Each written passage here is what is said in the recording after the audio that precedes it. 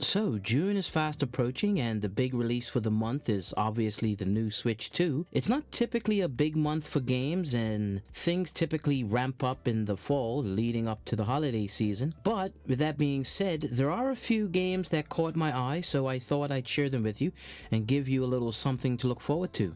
So, up first, we have Rune Factory Guardians of Azuma. This is an action RPG/life simulator. It's published by Marvelous Games, and it's the 10th game in the Rune Factory series and the first main entry since 2012. Now, this is an all new adventure. Your character has been given these Earth Dancer powers, and you must fight off this spreading blight that is ravaging the country of Azuma. And I don't know what an Earth Dancer is, but I imagine it must be someone who probably took their Zumba classes a bit too seriously. Now, as an Earth Dancer, you get to choose between either a male or female protagonist, and then you get this little sidekick character, which when I look at it, it looks like what I would imagine Mary's Little Lamb would have looked like if Mary was a badass RPG character. And then there's up to 14 other characters that you can recruit in your team, so that during the journey you go out into the world and use your powers of dance, sacred treasures, and various weapons to rid the land of the blight. You set off on this adventure with up to 3 of those party members, and as you can see here, the game really looks like pretty much most JRPGs that you get. Another feature, the players must revive the gods to return vitality and valuable resources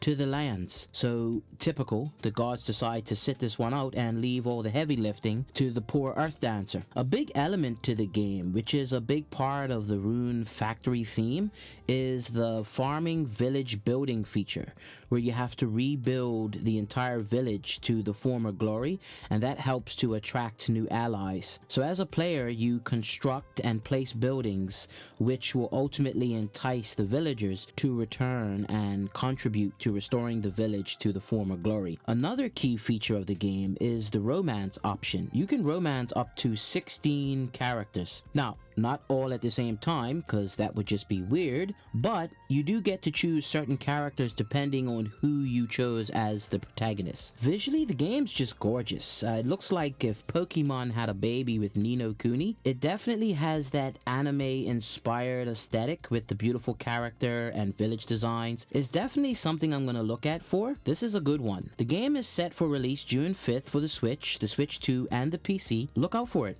Now up next we have Dune Awakening, and for anyone who's familiar with the source material, you're probably gonna be interested in this one. It's a survival MMORPG published by Funcom, who are the guys who gave us Conan Exiles in 2017. Players assume control of an undercover agent working for the Bene Gesserit. I don't know if I'm saying that right, but the Bene Gesserit, who must find the Fremen who have disappeared and awake the sleeper. You start off by creating your own character, and then you have to select a mentor, which will determine a starter ability. Like if you choose the Bene Gesserit mentor, they grant you the voice ability, which you use to taunt opponents. I could use that. The game really plays up the whole survival elements. Players have to manage their hydration levels and look for water sources, and then another thing, you have to avoid suffering from heat stroke if out in the sun for too long. You know, I'm gonna sound like your mom telling you to make sure you drink plenty of water and stay in the shade whenever you can. But that's pretty much what you have to do when the creator of this universe decided to turn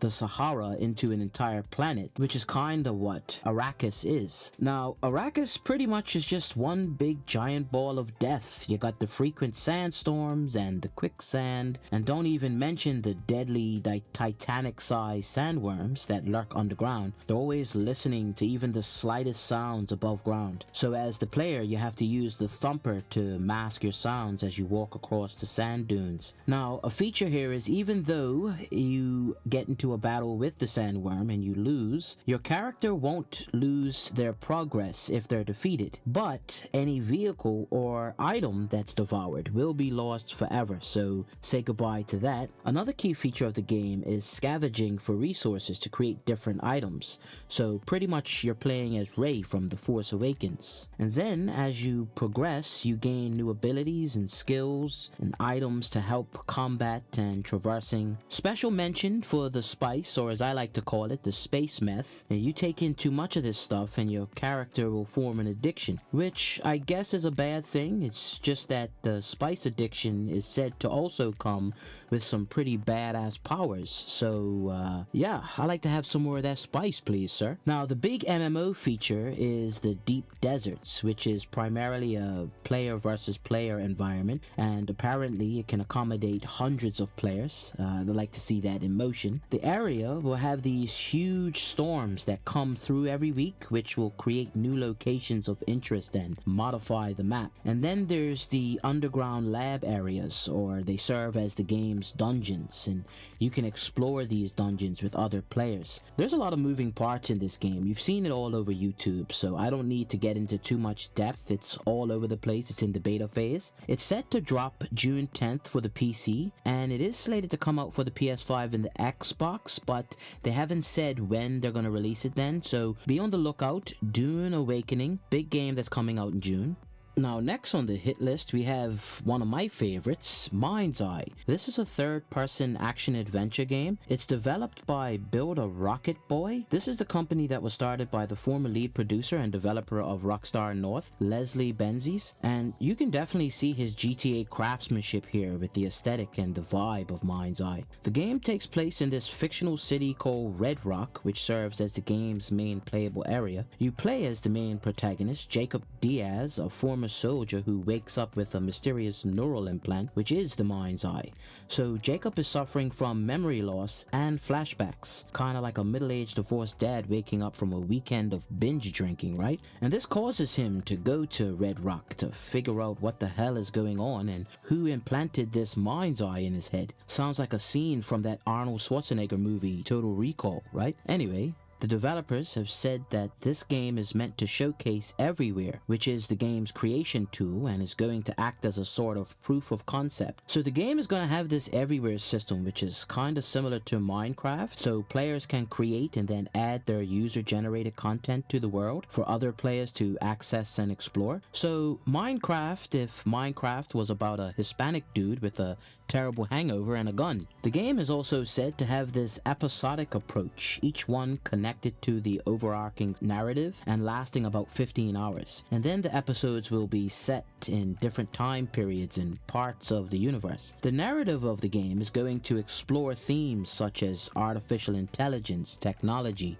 greed, corruption, which is pretty much every government election, right? You can see that this game has the GTA lineage to it, and graphically, it looks really good and the combat looks smooth and engaging. It's like watching The Division, Watch Dogs, and GTA having a threesome, right? It's definitely a game that's near the top of my list of games to get coming out in June. And it's out June 10th for the PC, PS5, and Xbox. This is one I think you guys should take a look at.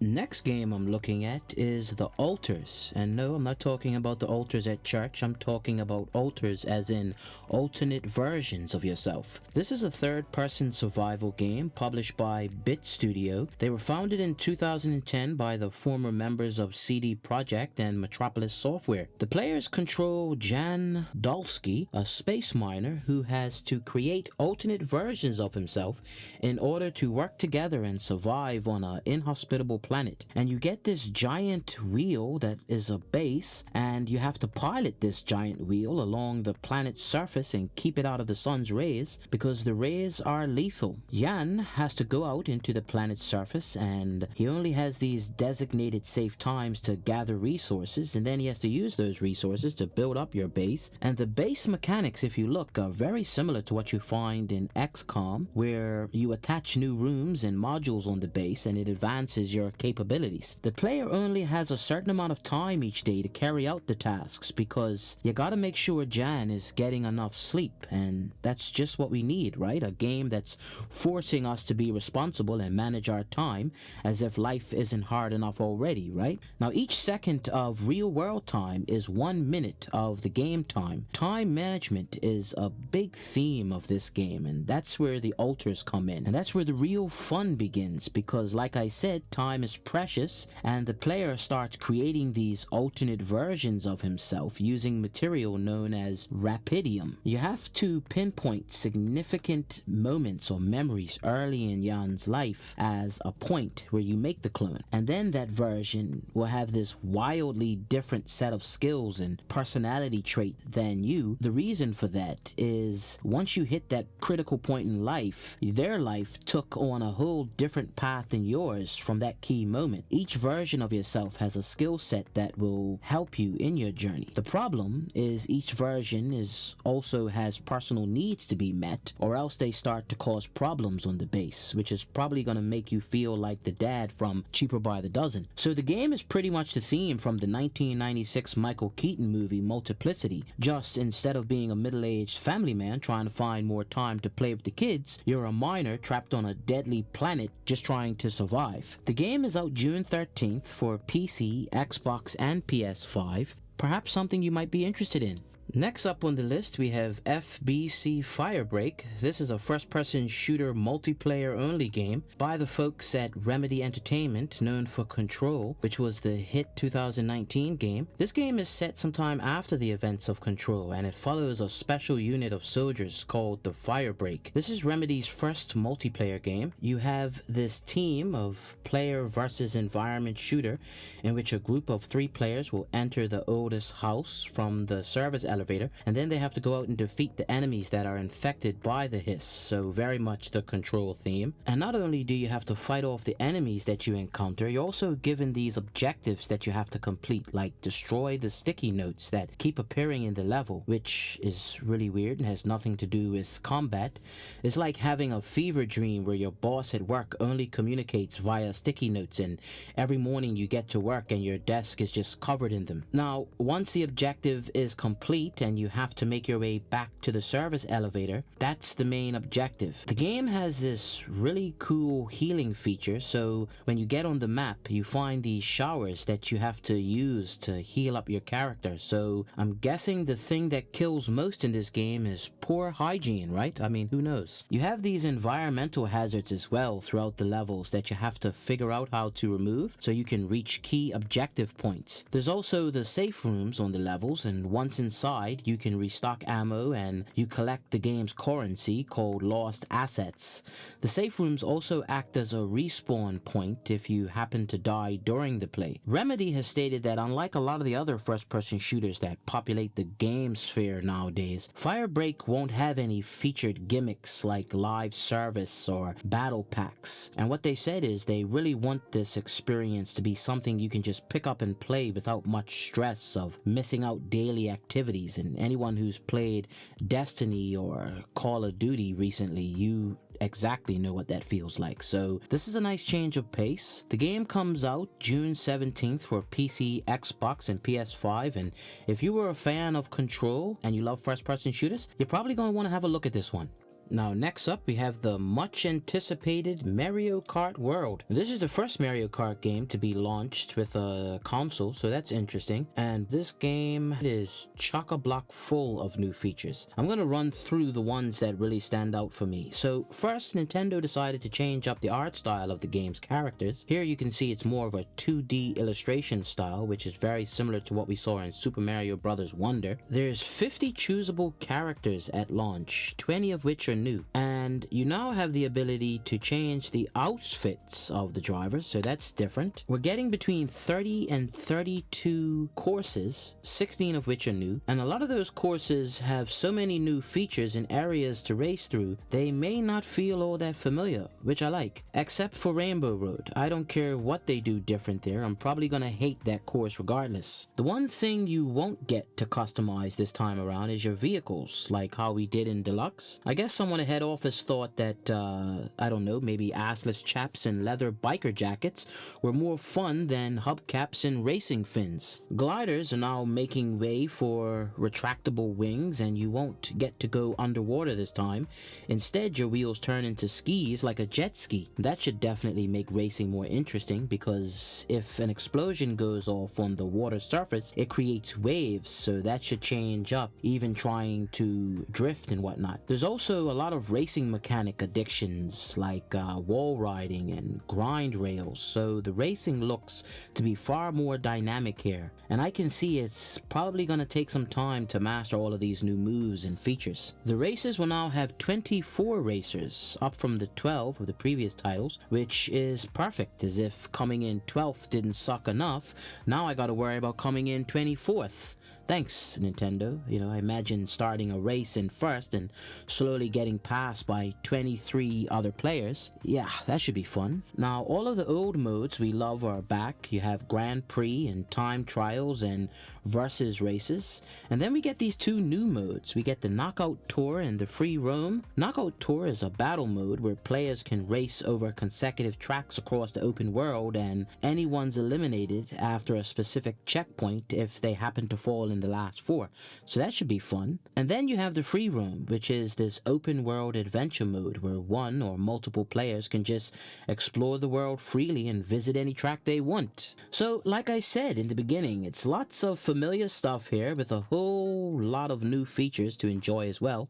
I can't wait, to be honest. This is a launch title for the Switch 2 and it's out June 5th. And then last but certainly not least on the list, we have Death Stranding 2 on the beach. This one's written, directed, and produced by the man, the myth, the legend himself, Hideo Kojima. This is a direct sequel to the hit 2019 PS4 game, Death Stranding. And in true Kojima fashion, he had an entire full story written pre-COVID, and then went, you know what? Nah, and just decided to scrap the whole thing and rewrite the story from the ground up because of all of the world events that happened during the COVID-19 pandemic. He wanted the game to fall more in line with that theme, and that's pretty much what you do when you're a genius game writer and director. And a lot of the key characters from the previous title are back, with the main protagonist Sam Porter Bridges here, along with Fragile and Higgs. The last game took place in the United States of America, and the sequel starts off at the Mexican border, which will act like a tutorial of sorts, bringing players up to speed with the new features. A change in this title is the organization that you worked for before. Bridges is no longer in charge of the courier service, and that's been taken over by this automated delivery system called APAS or APAS. And go figure, right? Just when you find yourself a decent paying job, they figure out a way to automate the damn thing, and now you're left unemployed. The story kicks off with Sam, I guess, trying to enjoy his early retirement with his daughter Lou, and then he ends up getting a request from Fragile, you know, as you do, to carry out one last delivery mission to Mexico, where the communication infrastructure hasn't been developed yet. A big focus of the game, like the first, is managing your cargo weight and how it affects your balance while traversing the rocky terrain. And as you control Sam, you always have to be cognizant of his footing and whatnot, because if you damage that cargo in a fall, it's over, man. So in no way like a real life courier, cause them dudes literally chuck your package onto the front porch like they're lobbing grenades from a damn bunker. They also have this new skill point system in the game that allows you to use this APAS or APAS enhancements. They allow you to enhance stats and obtain new abilities like weather analysis, weapon enhancements, and footprint erasers. And then there's the added layer where you can choose to specialize Sam in either delivery, movement, or combat skills. So it's definitely taking cues from the Metal Gear Solid 5, because unlike the first one where preparing cargo was pretty much the only thing you had to do before you set off on a quest, here you can now prepare by customizing Sam's abilities according to whatever your playstyle is. And combat is far more featured and tactical in Death Stranding 2, with more varied stages and combat in the open world. And while close combat still remains an important aspect of the game, you now also have the stealth attack options at your disposal, like the blood boomerang or sniper rifle, as well as the go loud options like the assault rifle and the grenade launchers, giving the players a multitude of new options. It's like Sam woke up and said, "Replace me, huh? Not on my watch," and then went full Rambo on everyone. And we get new human enemies this time, with bandits and armed survivalists, and the BTs or beach things are also back, but this time they're larger and they have stronger attacks, making the combat far more challenging. And then lastly, the social strand system is back, where the other players of the game construct ropes or ladder bridges to help traversal, and then you're able to access those structures and utilize them during your playthrough. So yeah, this is just one big one for the month, if you ask me. This is the big game for June, and it's out June 26 exclusively for the PS5. This is the one I'm looking for most, guys. And there you have it, guys. Those are the big releases for the month of June that piqued my interest. Like I said in the beginning, it's not a comprehensive list, but more a list of the games that I found interesting enough to share. What do you think? Are there any games on this list that you want to add to your shopping list, or are there games that I didn't mention that you find interesting that are coming out in June? Share your thoughts in the comments below and any games that you find interesting, and I just wanted to say thanks for joining me and I appreciate you.